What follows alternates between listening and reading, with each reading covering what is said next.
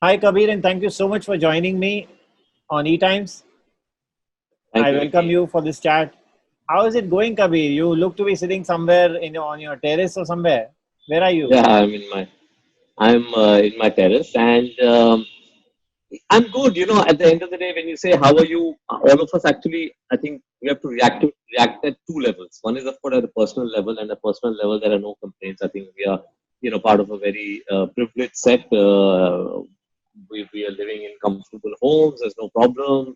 We don't have to, worry about our next salaries. So at a personal level, everything is very good. Touch wood. But there's also a certain sort of sense of dismay, right? At when you see what's happening at the street level, at the number of rising cases, the way you know the labor class is suffering. We saw that huge exodus of the migrant workers. So all that is a little distressing. What's happening? The number of cases rising on every day is something that makes you a little anxious. But I think all of us are on the same ship. Yeah, I hope it settles down soon. I quickly go over to the big project which you are ready with almost 83. Yeah, And yeah, now this is one of the subject सबको पता है क्या है exactly. Even if they were not born in that era, they've heard stories about.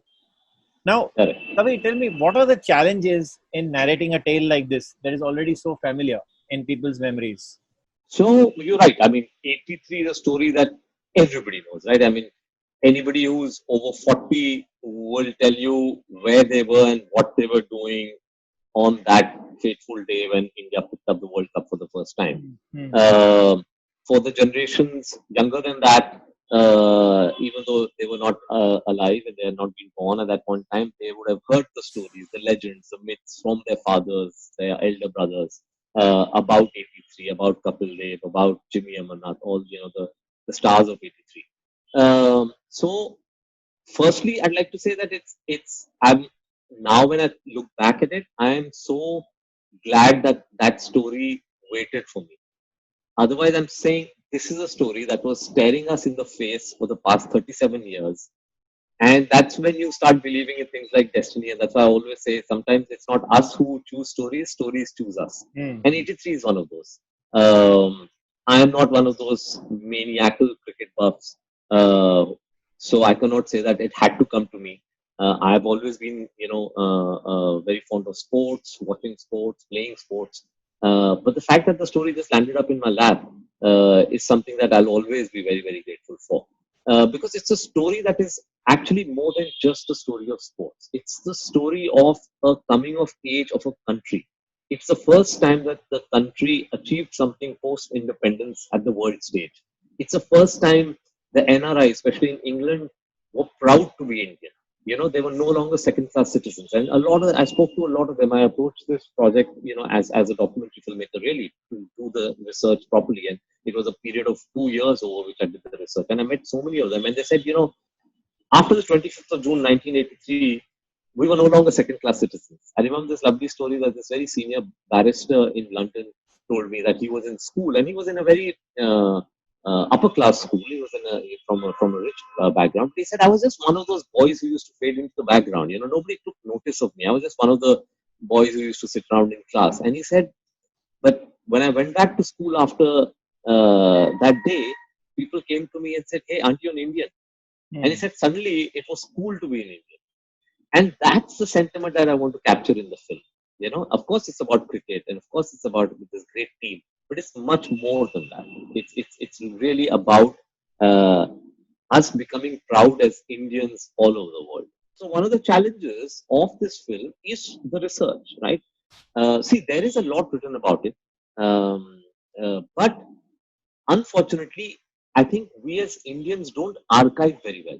We don't Hmm. have that. I mean, when I went to London and started doing that research, say at Lords, and I compared it to the information that was lying, I realized, the English are almost anal about archiving things. So I'm so glad that Lords opened up its archives, its library to me, because I found everything. I was speaking to so many journalists here who had covered 83. They didn't have their copies of their own articles, and I found copies of their articles in Lords. Lords had preserved the original tickets, the original brochures. So for a filmmaker, it's a gold mine, right? Because I'm getting a true, genuine, a visual representation of exactly what it was. And I think that was the key, to get correct research, to be able to tell the story at a much larger level, not just about what happened on the field. Because that's easy. There are YouTube videos, you can watch the thing, the players are there, I'm getting all that. Yeah. But that doesn't make the atmosphere, right? I need to know what is happening in the stands, what is happening outside the stadium, what are the people in Southall doing. And that for me became very important, and probably the most challenging process. And I had to keep going to London. I think for 2 years before the shoot, Vicky, I was literally like spending 7 to 8 days every month in London, because I had to just, get down to finding the true stories of what was happening around the team. And I'm really happy with what we got, because the kind of stories we dug out have really made the film what they Tell are me today. one story, Kabir, which you haven't let out as yet. I Howsoever. mean, I mean, the, I see. I won't really be able to tell you something that I've not spoken about in some places or other, but there are lots of stories about, the boys from Southall, for example. I went to Southall. I kept tracking them down. I said, okay, there must be some people here who remember, and I met these people who, of course, now they're in their 50s and 60s, but they said that they were a bunch called the Great Indian Dancers. They were a Bhangra group from Southall, and they told the stories about how when the matches began, nobody gave a chance about India, right? So they would not even go to see the matches. And then India won the first match they ever played, and that was, a big sort of a upset in 1983 for India, having won the first match that they played, and that too against the West Indies, who were the defending champions. So from then on, the Great Indian Dancers as a group started following the team, and so to get their experiences of, how their pride in the country started growing, as India kept progressing in the World Cup, was a fascinating track for me.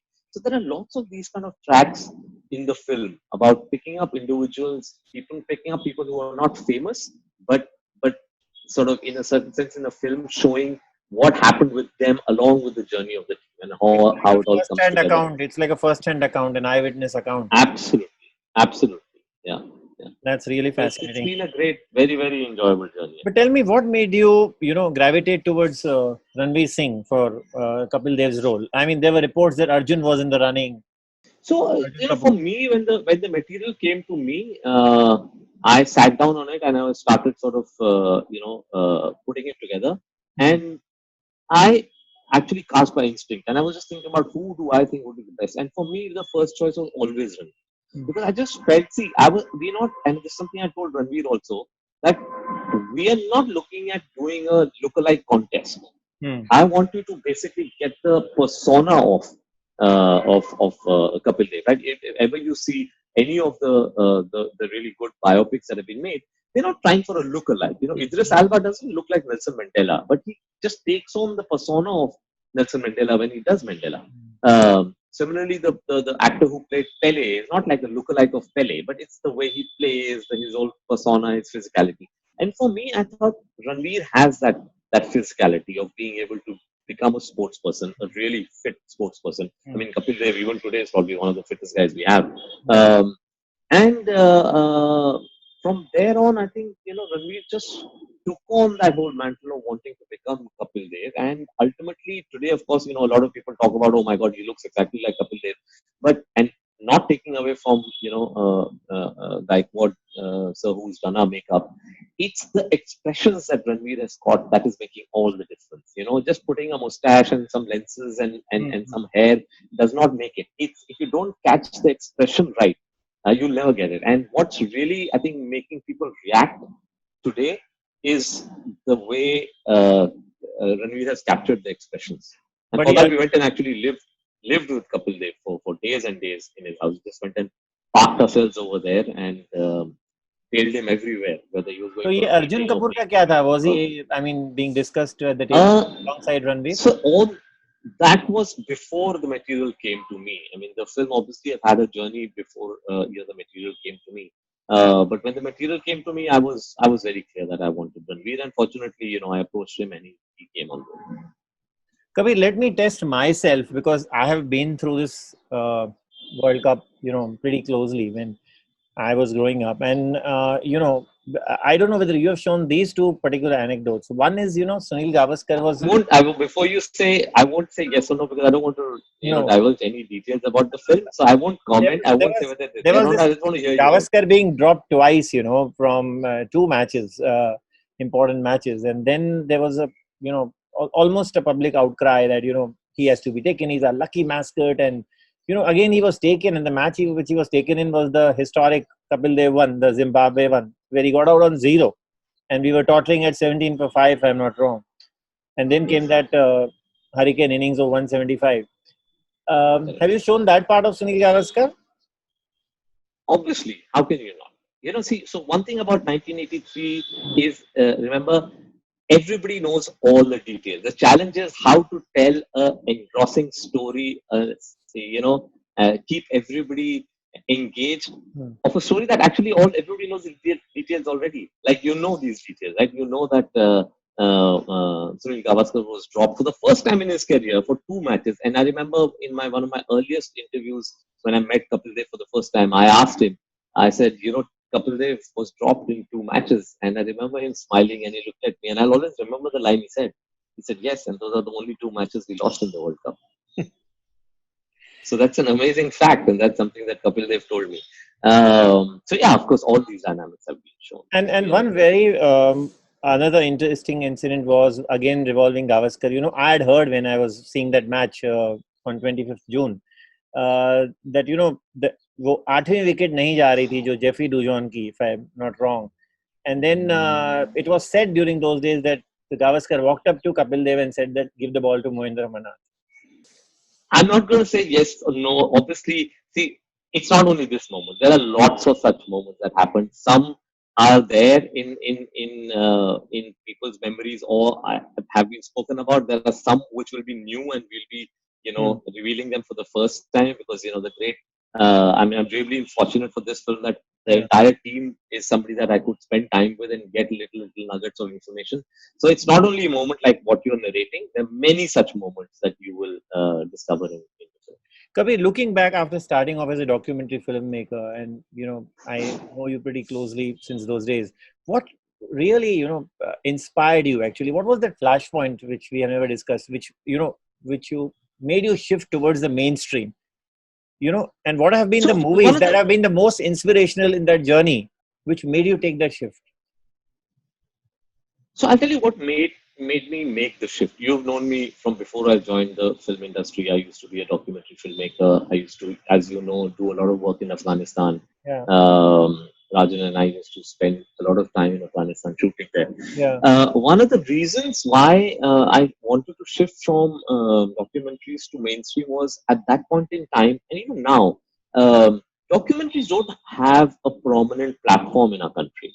And at that time, it was really a dwindling space.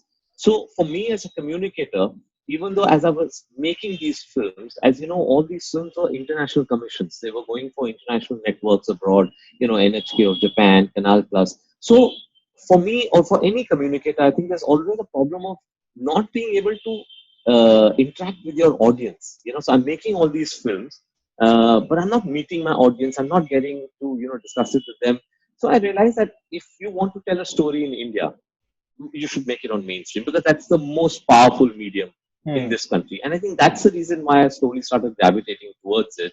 And it started with actually Kabul Express, which is exactly, in a certain sense, autobiographical. It is a story of what happened with Rajan and me in Afghanistan, played by John and Arshad. So that's how it started. Um, and then, of course, I think I kept on with the whole pursuit of wanting to tell stories which had these strong political backdrop to them. Because as an audience, when I would watch films, I would always, in a certain sense, struggle with the fact that the stories were set like without any context, any social context or any political context in the mainstream.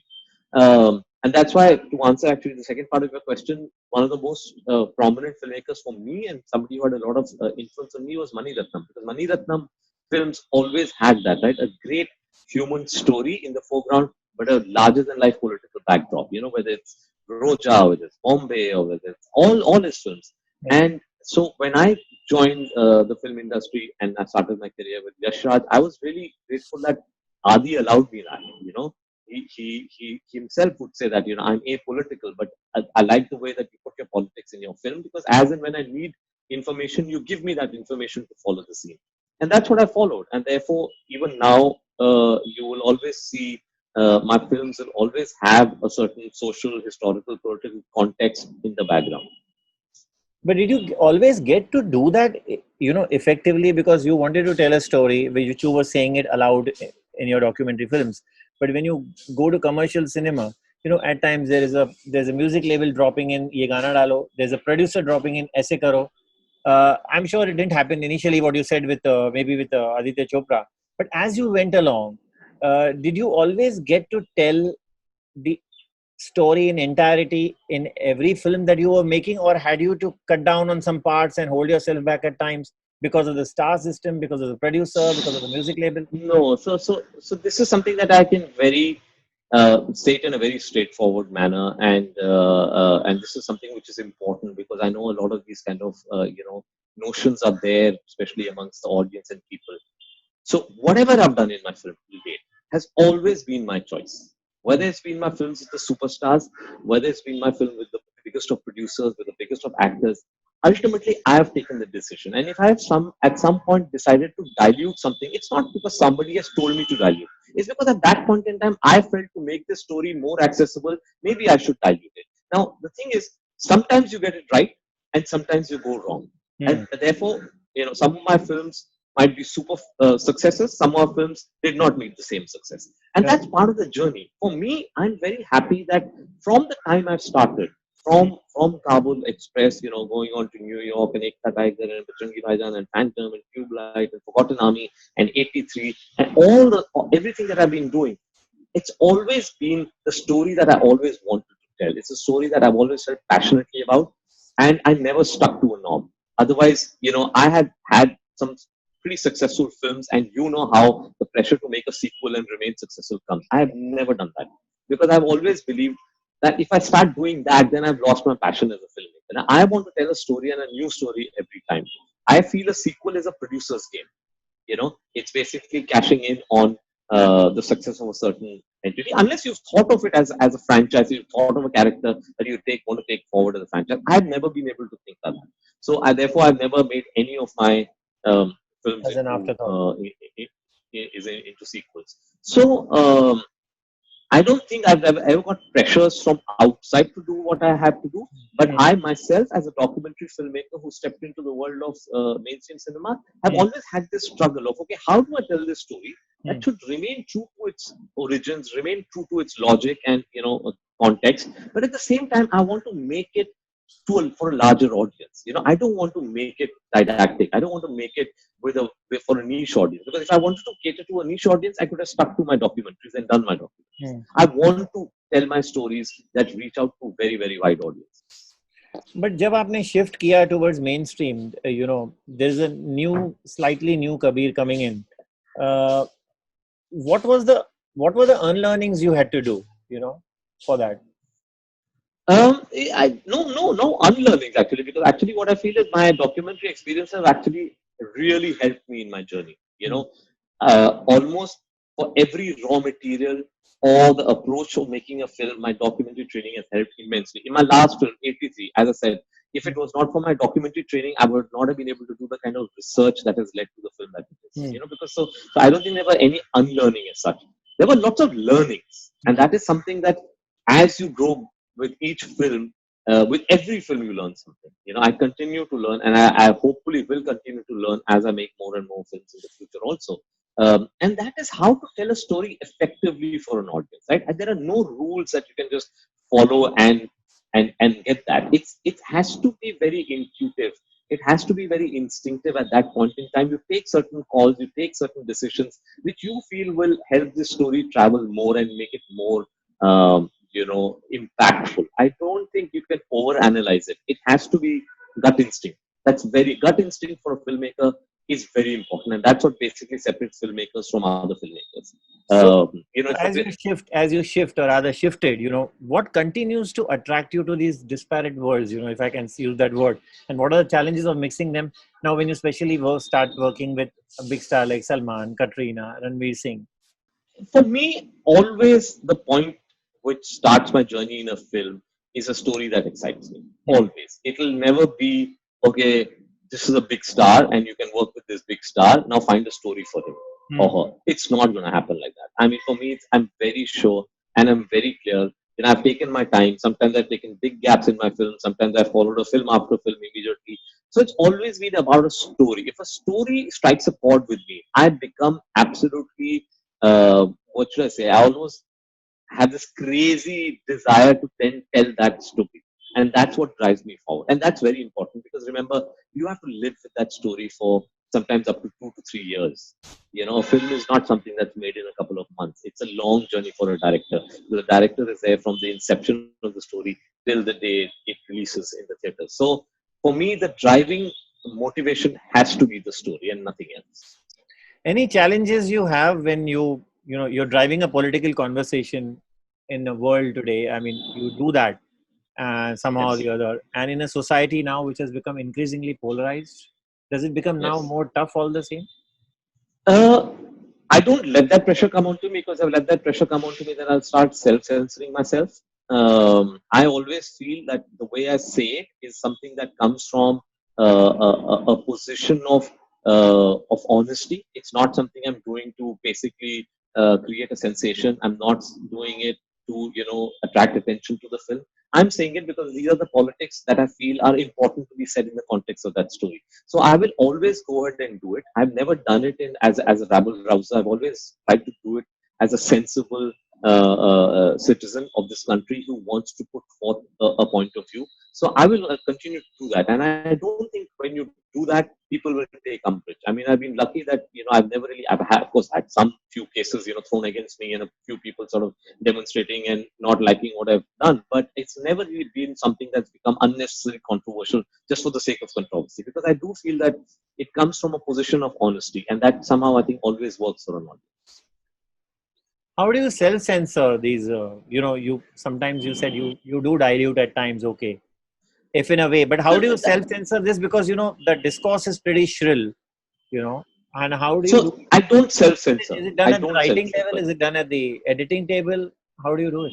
No. So as I said, I never self censor because I don't think that's the right thing to do. Firstly, you have no idea what will piss off somebody and what will not piss off somebody. Something will piss off somebody and you won't even know about it. Yeah. So I don't self censor. I only let it pass through my own filters.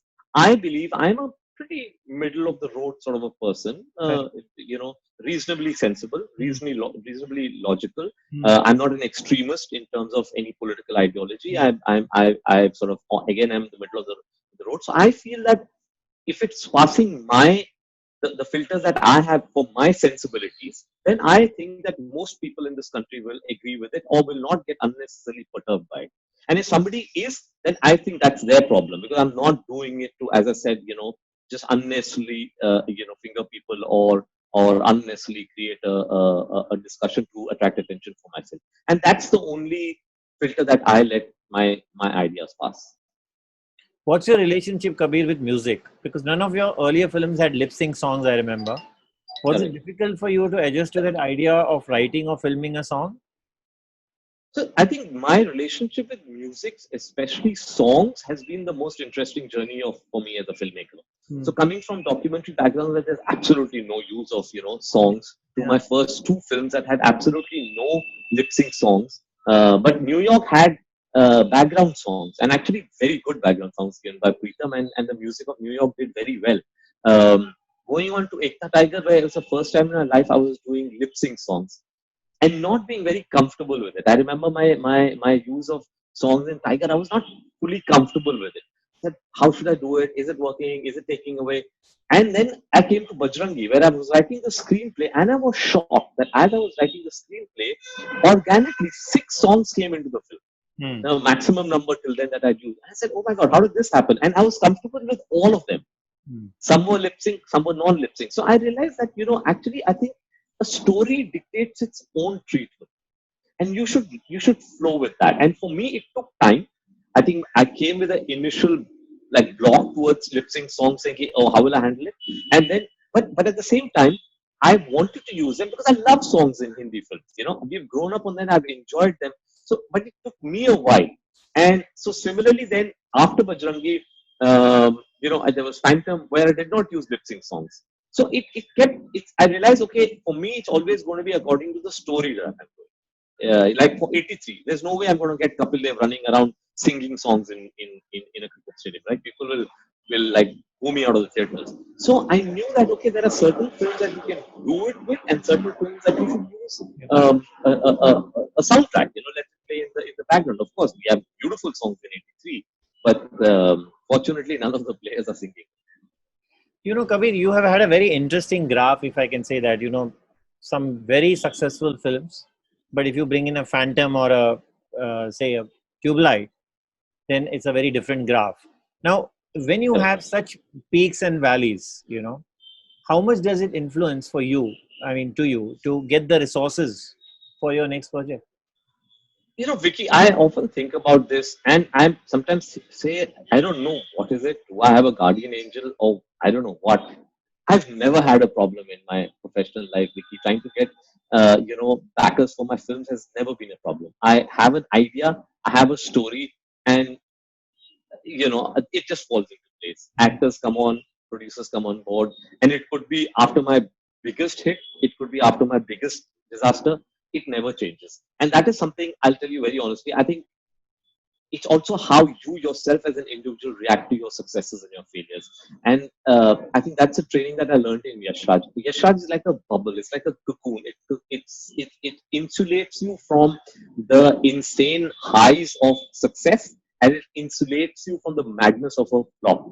So I would like to think I remain even keel. I never let the success of my films get to my head, and if I prevented that, I never let the disappointment of a failure get to me. I've been even keel. You've known me for years now. I don't think you would have noticed any difference in me when I was on my blockbusters or whether I was on my biggest flop. I've always been the same. And that's helped me, I think. I never take it too seriously. See, you have to always remember, Vicky, where did you come from? And that's something for most young filmmakers, I also tell them, what was my dream when you were working with me? What was my dream? My dream was, I want to make one film, right? Kabul Express was my dream, my passion. And at that point in time, somebody had said, okay, you will get to make one film in Bollywood and that will be it. I said, okay, जिंदगी में वो एक picture बना लूंगा, उसके बाद मैं खुश हो जाऊंगा. I did that, right? Now, after that, whatever I get is only a bonus. And one of them drops or one of them goes sky high. I can't, latch on to those and go up and down with them. I have to remain where I am. I have to see that I want to tell a story because I enjoy telling a story. I want to continue making films because I enjoy the process of making the film. Right? So the journey has to be very enjoyable. The journey has to be something you remember. The Friday that it releases is one day of my life. But the process of making that film is actually my life. So we should not pay too much attention to, what happens to your film. Success and failure is part of this industry. I mean, there is nobody in this industry who can say we've only had successes, we never had failures and disappointments. What's your current equation with Salman, considering after Tubelight there was so much being said? Aaj kya hai? As we speak. When I read about that, I said, Salman is not such a fickle person. Salman is the last person who gets affected by hits and failures. Right? He's had too long a career, and too many films for him to say, okay, this was successful, this not. Of course, I'm not saying, see, everybody gets happy when your film is a big success, and everybody gets disappointed when your film does not work because we all put a lot of effort into it. But that never changes personal equations.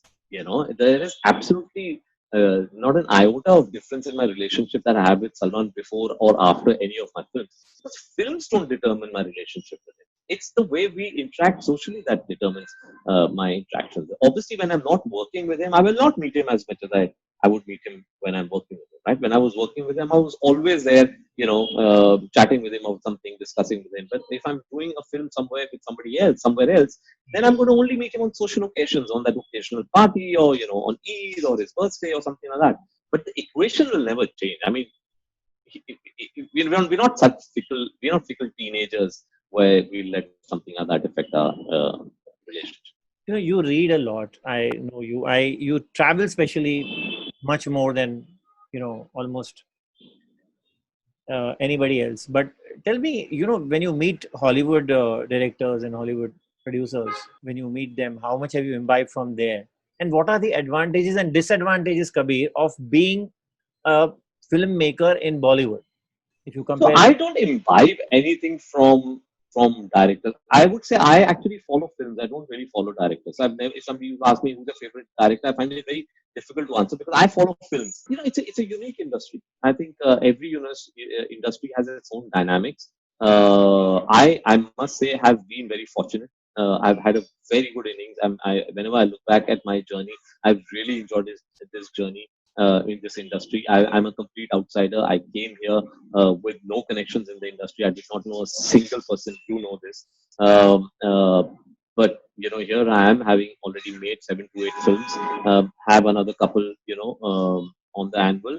What more can one ask for? I think it's been a very very interesting and very enjoyable journey for me. I continue traveling, as I said. My aim in life is before I hang up my boots, I have to cross 100 countries. Just the other day, me and my daughter were trying to make a list, and I realized actually I'm pretty close. I've done about 87 till now, so wow. I need another 13, and I'll be very happy to join Club 100. Have you been writing anything in the lockdown, and has the pandemic directly affected the story you want to tell next? No, the pandemic has not directly affected the story that I've been wanting to tell. I'm not. I won't say I've been writing, but I've been researching a lot. So I've been doing the process which comes before you actually put pen to paper. Just letting the story sort of mull in my mind, think Hmm. about it, getting a structure in place, and then I'll start putting. Because I'm still in that. Shadow Zone, right? 83 is still not released. So for me, I'm still Yeah, waiting for my film to release before I I can really dive in. actually, I didn't. I'm understanding what you're saying, but tell me one thing, Kabir. Uh, is this storytelling going to change now? Are the big canvas films going to be lesser and fewer? Because No, in fact, the on the budgets, contrary, the days ahead. on the contrary, I feel with the kind of pressures that people are feeling about getting the audiences back into theaters, I have a feeling a lot of the studios might prefer to do big canvas films because they know big canvas films will always pull theaters in. If it's a intimate story, Hmm. a family drama, something that doesn't have a big canvas, audiences might say that, hey, maybe we can watch this on, Definitely. on, on television. But if it's a spectacle, they will want to come and watch it, and that's the reason why I'm keeping 83 away from OTT platforms because it's a spectacle. I want the theaters to become a stadium when I release 83, and so I'm going to hold on as long as I can. You have many stadiums in the, I mean, in the whole Yeah, 2.5 hour extravaganza which you're making, or which you already almost correct. made. Finally, Kabir, the interview will be incomplete if we really don't touch upon Irfan Khan, whom you worked with closely in New York. You know, Yeah, how would you describe this? What have we lost, in your we've words? lost a we've lost a great artist. We've lost a really a great artist. I did just only one film with him, so which is unfortunate. I would have loved to work with him much more because he was truly somebody who brought so much to the table. He was one of those actors who uh, brings so much to the role. It's like when you giving him a script, you are only giving him raw material. Hmm. Then he's going to create something out of that and bring something that you also had not thought about. And that's what he did to that role in New York. Right? I gave him the raw material, but he created that character. And I often say with Irfan, it used to be I used to be like a actually an Spectator. audience when I was directing him because I wanted to sit in front of the monitor and say, "Acha, ye ab kya karega?" There'll Hmm. be something new that he'll do, and you always wanted to see that. Um, Very interesting person to chat with, to discuss, things apart from cinema. He was a very good conversationalist in the little time that I spent with him in the making of New York. So yeah, it's been a big tragedy. We lost a great artist. It's been a terrible time. I'll repeat again. We've Yeah, lost many gems additionally in this true. Hollywood. But having said that, all said and done, Kabir, I wish you all the best. Let 83 become Thank a you, Vicky. real grand spectacle, and we all will be there Thanks. to cheer the 83 victory. I can bet on that. With whistles. Thank you so much. Thank Thanks, you so Vicky. much, Kabir, for being on E Times. Thanks. Bye bye.